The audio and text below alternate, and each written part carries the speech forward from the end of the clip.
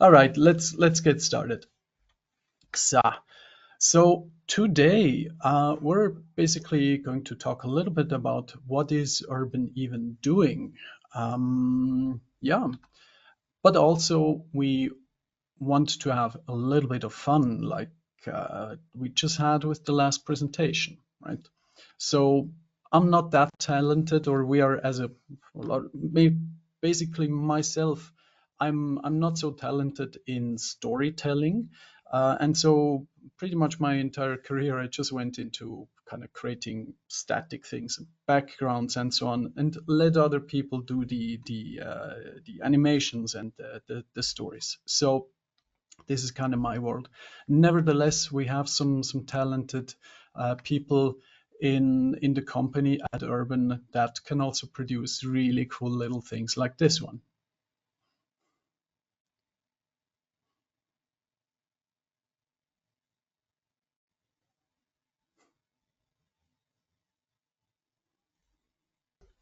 So my name is Matthias Buehler, for those that don't know me yet. So I'm the founder of the company Urban, and we're at the moment 15 people. So originally my background is in architecture, and I did my first 3D or steps in 3D, well, in the real world a little bit longer ago, but in 3D graphics in 1992 approximately. And then now, since about 15 years, I'm a specialist in the so-called procedural modeling. So what that is, we'll actually quickly see right afterwards in a few minutes. So I am a specialist in a tool called City Engine, which is exactly one of those procedural tools. Uh, Also, for those that maybe know the Noman School of Visual Effects in Hollywood, so I took some classes there in 2008, and in 2014, so again 10 years ago, I produced actually a training DVD for them. Yeah, and then after a couple of years later, 2015 to 2016, I was actually working in the visual effects industry out of or in Vancouver, Canada for Scanline Visual Effects. All right. Agenda. What are we going to touch upon today? Intro about Urban the company, procedural modeling, city layouts, visualizations, a couple of inspirations, and then this is going to be it. All right. Urban. So what we are doing as a company is basically we say we're not going to do entire 3D projects, but we're just going to specialize on the, let's say, the environment, 3D architecture and 3D environments per se. And or the structure of the company is at the moment that we have two business units. One of them is Urban Solutions that create solutions for clients, kind of custom bespoke solutions. And the other one is called Urban Studios, that is more like, as the name also a little bit implies, a creative studio. And with under that umbrella in that business unit, we're basically creating 3D content. All right, just one short example of something that we have been working on. That's for the city of Zurich in Switzerland. So this is a historic reconstruction of the city of Zurich, where we are basically help them with consulting, with creating some of the procedural rules and with the visualizations. But this stuff is actually based on real-world 3D GIS data. Then on the Urban Studio side, as I mentioned before, just a couple of examples here. So this is from our shop where we have a bunch of 3D buildings. And we're also basically producing and selling individual assets that can be used for realistic 3D environments. So just a couple of views of some of the skyscrapers that, for example, we are producing. So the idea here is to have an as realistic as possible, literally a drag and drop experience, so that it's really easy to continue working on the story, but not have to deal with the complex architecture. All right, so procedural modeling, what is that?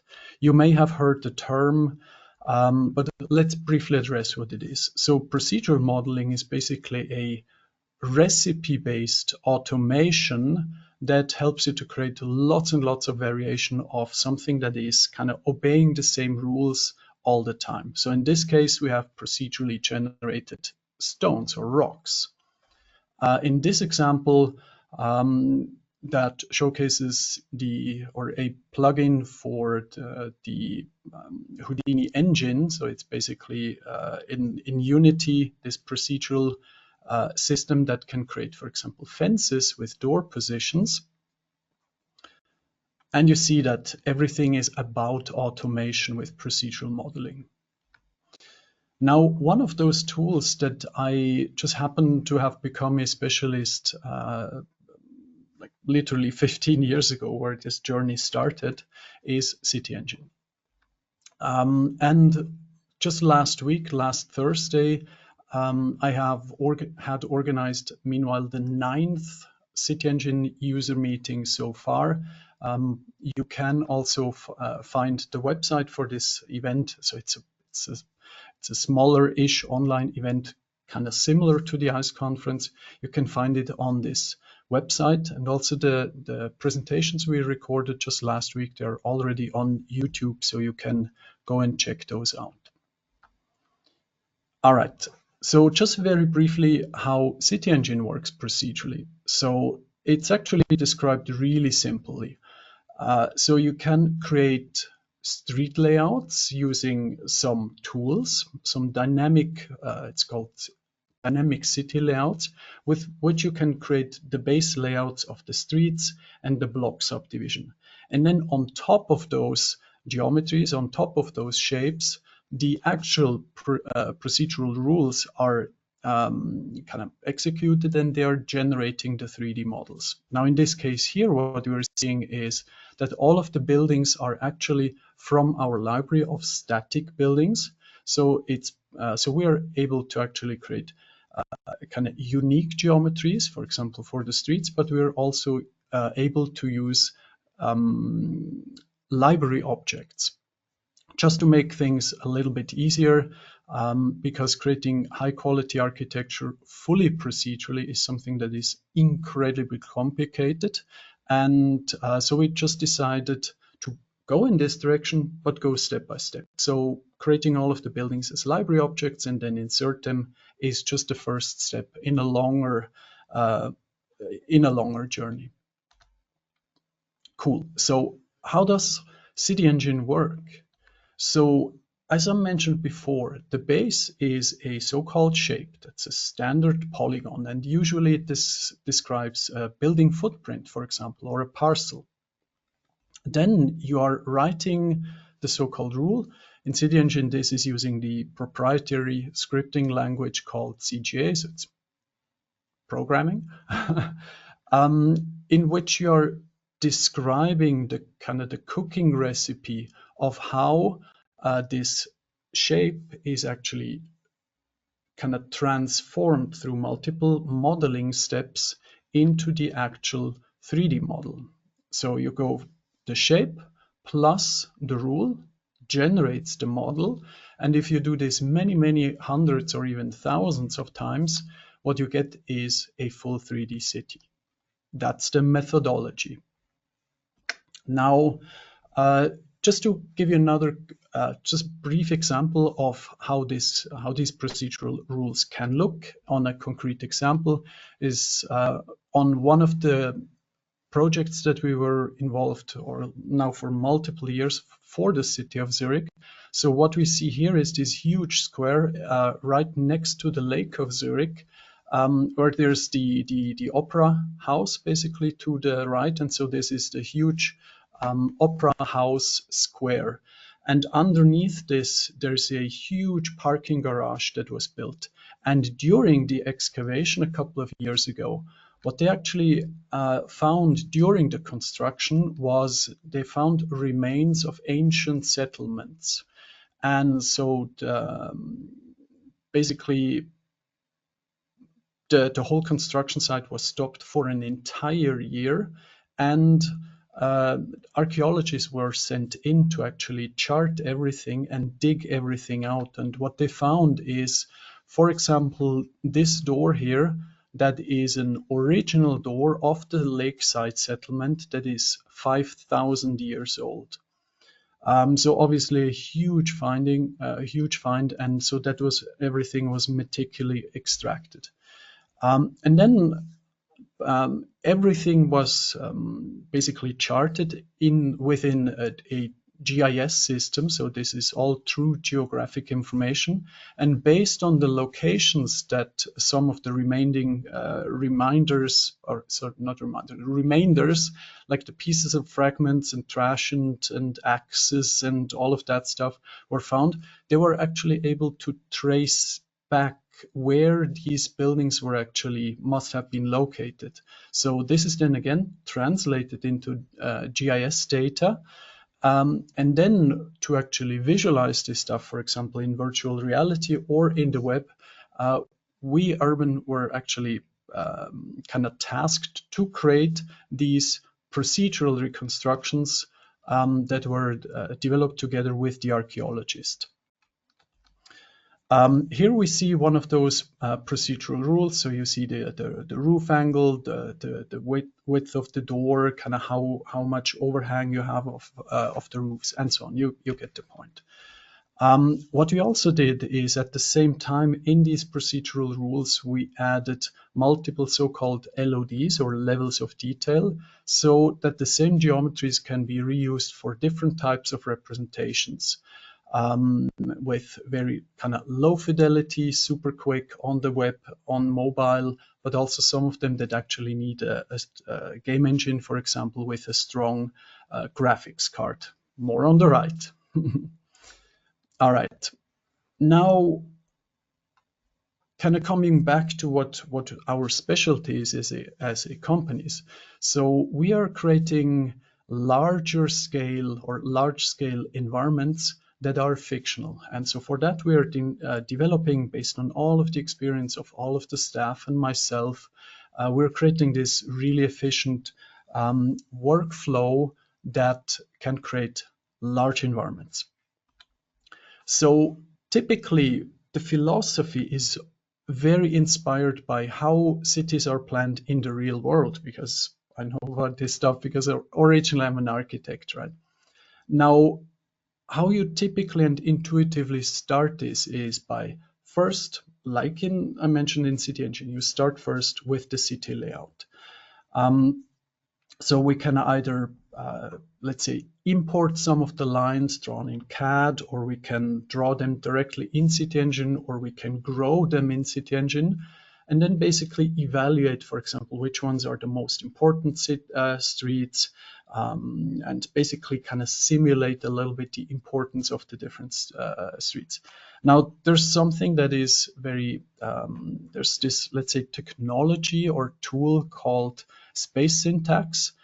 Now, space syntax is not inside City Engine, or it's not accessible because it's a standalone tool itself. But if you search for this on the interwebs, it is something that is very well described there, and will give you a lot of insight about how the tools like these, for example, can also be used in real world transportation planning. All right, then the next step is that we intend to basically slowly and more over the next couple of years, to start analyzing more the local context of, is it a wide street? Is it a narrow street? Is it more rural? Is it more downtown? And then start adding more and more realistic distributions that are actually correct for this local context. Then the next step is to actually kind of start building as code-based or as procedural as possible the actual urban design. And this is, again, like in master planning in architecture, or in urban planning, or in urban design or geodesign. This is typically, usually you are talking about densities, like you look at like literally 2D footprint plans, layouts, but then also the density in the sense of how high are the buildings. So downtown areas are usually much denser, and then obviously somewhere on the outskirts of a city. So we're trying to create these things intuitively so we can over the entire city start massaging in some of those areas. And then obviously if you have the, let's say, the density defined, then you can start going into the architecture, in an ideal case making unique buildings in every single location. We're not yet fully there because our quality standards for the building, or the let's say the bar that we want to set, is really high. So it's really complicated to do. But again, it's the general direction. Yeah, and then once these things are designed in City Engine, and let's say the buildings are placed and so on, we can export to pretty much any of the tools using the standard exporters, I don't know, OBJ or to USD and so on and so on. So basically interoperability to different devices, to different software packages. So in general, we're trying to work as tool agnostic as possible. All right. So if you're creating large scale environments that have to be art directable, or they have to be art directable, right? So you may want to say, hey, I want to have this street here. This has to become a boulevard. And usually or traditionally, these things have been massive amounts of work to just go in and edit and remodel all of those buildings. And it's just not intuitive, right? So because also it doesn't own or just have to be art directable, also the result we want it, or let's say the clients want this stuff to be as believable as possible. Let's say if you say photorealistic films, for example.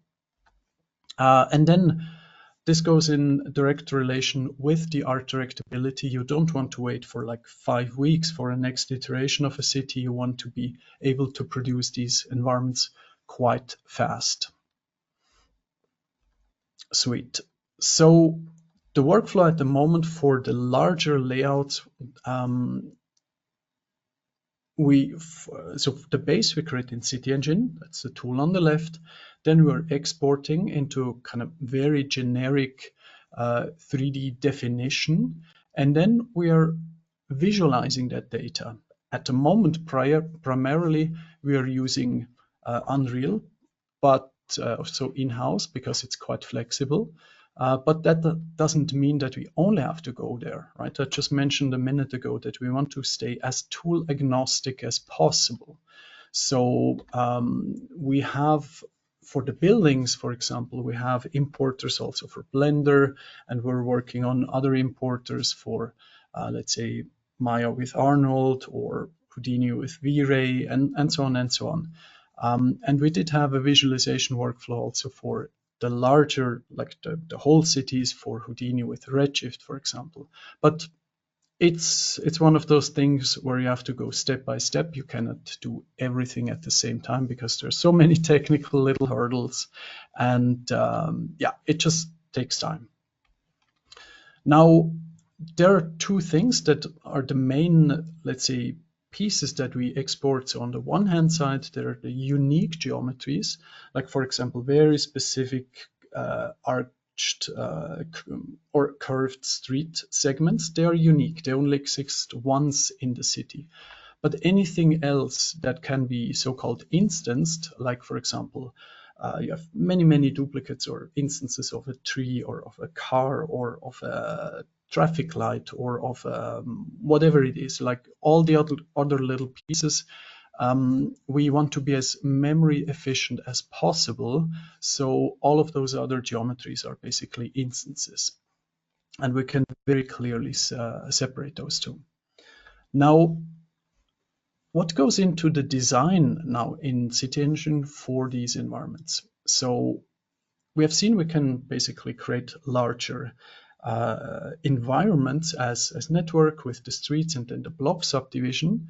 And then each of those blocks we have prepared or we are constantly kind of improving on these procedural rules. So one of them, or one of those types of rules, for example, distributes industrial stuff. So industrial buildings, lots of parking, only very few green spaces and so on. Then the same thing for residential. It's a complete different mixture, right? Then commercial, usually you have higher buildings, you get the point, and then downtown. So at the moment we're focusing on, let's say, kind of American slash Californian type of or typologies of these distributions. Or archetypes of distributions, because it's a lot of work to do just for one realistic type. But all of the tools we're building, all of the systems we're building, they are very specifically designed or again inspired by architectural and urban planning principles, so that we can later on scale into other geographical styles. So here's a short chart of how a city looks like designed in City Engine. So this is, let's say, 3 by 3 kilometers, so 2 by 2 miles, for example, and then processed with these rules that are assigned to the different areas. You get basically the full three-dimensional the full three-dimensional city ready to be exported from City Engine. So the right-hand side is just a preview in City Engine. Now, once exported, and in this case rendered in Houdini using the Redshift renderer, you can really go crazy, basically, right? And so you see tons and tons and tons of instances of buildings. I don't know how many traffic lights are placed here and how many houses are placed, but it's I think you grasp the power of these procedural workflows. Now, one of the features that we are just right at the moment kind of implementing are these kind of overpasses and bridges in general.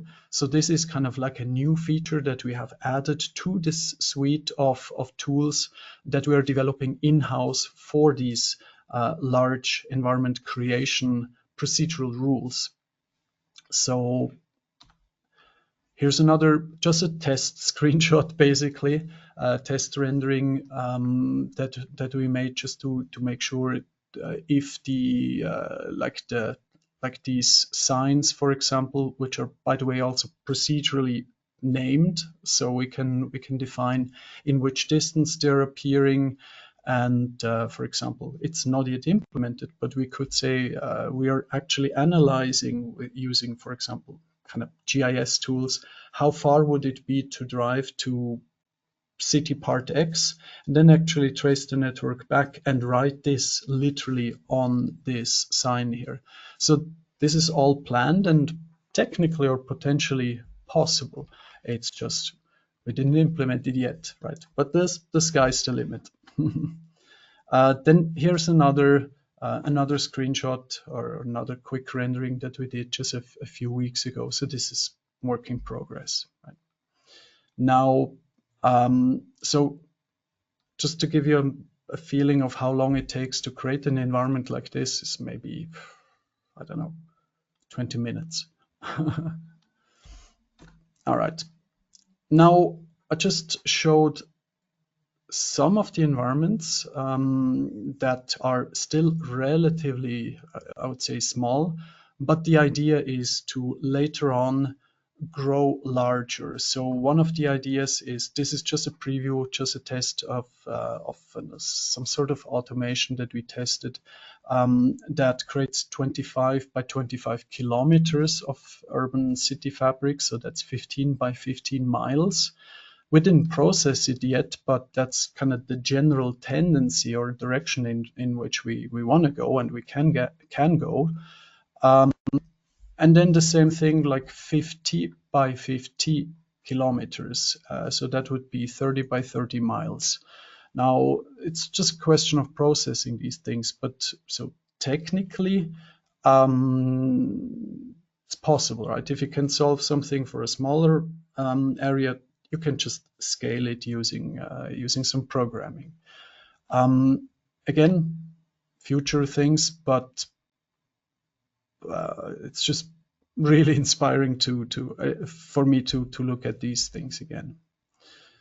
Right, now, one of the reasons for the visualization. So, right, we're not a visual effects studio, we're not a game studio, but we do have a lot of experience, nevertheless, with visualizing things. We have staff that has worked in the games industry, that has worked in programming, that has worked in visual effects in games, and so on. And so one of the advantages for us now of using a game engine, in this case Unreal, is that we can create visuals really fast, and we can also create different moods. So, for example, in this image here, it's sunshine, sunny, nice day. But then you can also say, okay, maybe a little bit of a golden hour look in the sense of this mood here, right? So we just rotate the light a little bit, rotate the sun a little bit, or the time of day. Then we can also say, hey, let it rain, right? So it's kind of just use a plugin for this. It's like quite easy to just set these things in the afterwards. Or say, hey, it has to be foggy, sandstorm, whatever it is. Or obviously also something that is a very nice, nicely lit mood. For example, here after sundown, something like that. It's just really beautiful to fly basically through the city, and then just find these really nice locations and start adding additional lights and so on. Yeah. All right. Just quickly before the end, a few inspirations. Just a few of the visuals that we made, that we posted on social media, for example, just to showcase some of the 3D buildings.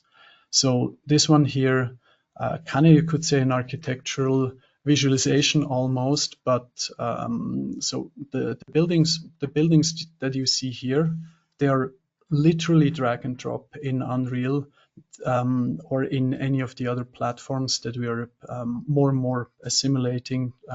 So this is the quality of the buildings. Drag and drop with multiple levels of detail, fully optimized for game engines and so on.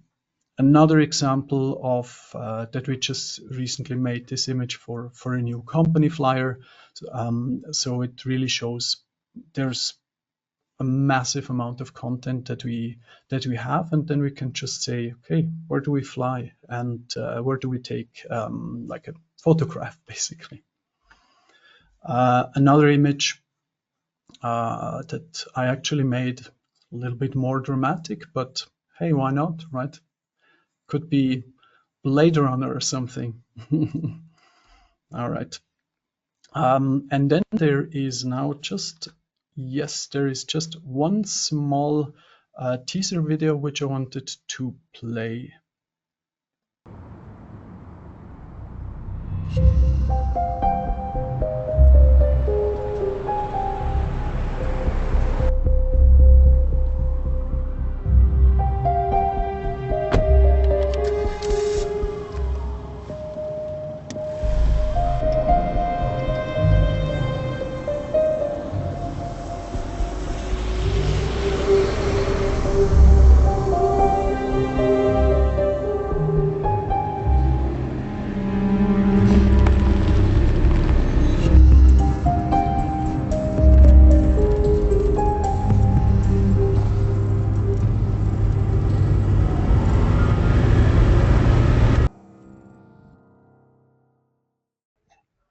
What happens? What happens? Does he catch him? So sadly there is not more, but it, as I said, it's a teaser, right? It is a teaser. Thank you so much, Matthias. So So there's just one more slide. I'll be done in a second. okay. So so just to basically wrap it up, there's also, I'm basically also hosting the 3D Environment podcast. There's also a LinkedIn page for that. Otherwise, you can also find it on either on YouTube or on Simplecast or on my personal website. So I'm kind of starting to spread it a little bit more and more. You see a pattern, 3D environments, right? And this was it. Thank you so much for the attention. I hope this was a good replacement for a missing presentation. Thank you so much. No, it was amazing. Everyone's loving it. Frida, thank you. Dennis, always with the clap. Simon, Mamelo, thank you. Remember to put your questions in the little boxy thing, and I'll scream them at Matthias. Matt, so let me ask you. I love how history, the civilization from 5,000 years ago came and slapped you around the face and was integrated into your very futuristic work. Does that happen often? Has that happened again? So historic reconstructions have been a theme for quite some time. So I was involved already late 2016, and 2017 I was involved with some actual real world historic reconstructions in the city of Gothenburg, which was a fantastic project, and I was actually involved again with them a couple of years later. So that was last year, where I helped consulting a bit again. And so and then the city of Zurich has been one of the long-term clients where we did a lot of consulting. Specifically for the city administration's own data structure and database, and the combination of work is really inspiring, because you actually get to work with the historians, with the technology, with the let's say the 3D data specialists basically, but also you have to bring in this angle of creativity of how can we create something that looks quite realistic and has to be modeled really fast or really efficiently, that is at the same time web compatible with all of these optimizations. And these combinations are something that is to me personally really inspiring. And what is the large portion of urban work right now? Because that the photorealism of that trailer, I mean, making films, it would just be it would probably be less of a headache to get it done digitally. So are you seeing a lot of TV film work yet, commercial work? Not yet, but we're getting there. But right, it's the thing. This takes so much love and dedication and blood, sweat, and tears to build everything up. And if I would just I could do a 5-hour presentation just going into technical detail after technical detail after technical detail in what breaks where. It's incredibly painful. But exactly I love this tinkering, right? And I love to solve all of these problems so that the people that can tell the stories don't have to think about these things. And so creating the content, creating all of the details is our passion. But yes, the goal is to work more and more with people from let's say, from the film industry. Now that we have this massive amount of content, we have the visualization tools, we can work together with people to say, here's an entire city that is 8 by 8, 10 by 10 kilometers large, and we can deliver it to them so they can use it for in a game engine for, let's say, for virtual production, just a larger area, but then also use it in their, let's say, hybrid pipeline also for offline rendering for film quality. We cannot do it everything yet, but again, we're just 15 people at the moment, but it's absolutely humbling to be able to be talking with people that are working with companies that are interested in these workflows, with companies that are literally 100 times bigger than our own company, and to be in these workflows, to be also in dialogues and in chats with absolutely massively large companies, like 20,000, 10,000, 50,000 people. That and that just in itself is kind of the potential. But as Swiss as I am, I want to prove it first. I want to create the visuals first to prove that yes, we can do it, and then we can take it from there and solve other problems. Right? And just to put things in perspective, what is your how long did that trailer take to make? So my artists have been working on this for it's a gradual process, right? So we haven't been using Unreal for a long time. So learning Unreal and its quirks is also taking some time, and also in parallel continue to work on the city. So it's a constant effort. But I would, and also this is a little like a love project. It's more a marketing project. Like the little animation, the cute guy that falls, and like the med packs fall down and so on. This is, I felt so of Vibar's presentation before. I feel very similar in the sense of we want to be able to do something that is cool, and just push the boundaries basically. Yeah. Okay, Yeah. brilliant. So shall I? There's a couple of questions. Shall we do 2, 3? You're the boss today. I can't actually see them, so do you want to? Let me Yeah, go straight ahead. read them to you. All right. So Jan No, you Halleska, just yeah, go sorry. for it. Yeah. So Jan Halleska, he's from one of the Munich. founders actually. Munich, yeah, from Arkware. So he's asking, are you looking into USD? Yes, we are, and it is a pain, but we're fully aware of it. But we're just solving problem by problem by problem by problem.